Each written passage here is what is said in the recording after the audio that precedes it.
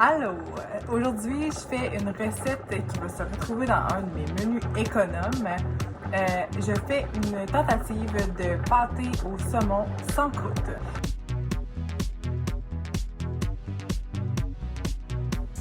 Alors, ce que j'avais besoin, c'est des pommes de terre, donc des vieilles pommes de terre qui traînent dans le garde-manger, avec un brocoli, un restant de brocoli aussi, avec une canne de saumon, 418 grammes, qu'on enlève la peau et qu'on enlève les arêtes. Ensuite, on a besoin d'un petit peu de chapelure, une tasse de fromage râpé, puis ça va être tout avec un petit peu de lait, un petit peu de fromage parmesan si vous en avez.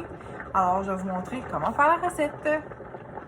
Alors, première des choses, j'ai coupé mes patates et je les fais bouillir jusqu'à temps qu'elles soient assez molles pour pouvoir les piler avec un petit peu de lait, comme vous faites vos patates pilées traditionnelles avec un petit peu de beurre. Puis, j'ai défait le saumon en canne pour enlever la peau et les arêtes. Je vais le mélanger avec un petit peu de brocoli. Désolée pour le bordel. Puis, je vais y ajouter un petit peu de lait. Donc, pour les quantités, ce sera dans les commentaires.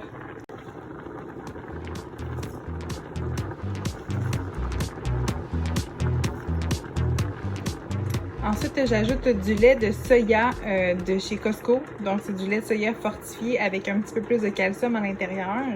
Je vais mettre environ une demi-tasse. Puis, je vais faire bouillir mon brocoli avec un petit peu de bouillon de légumes aussi.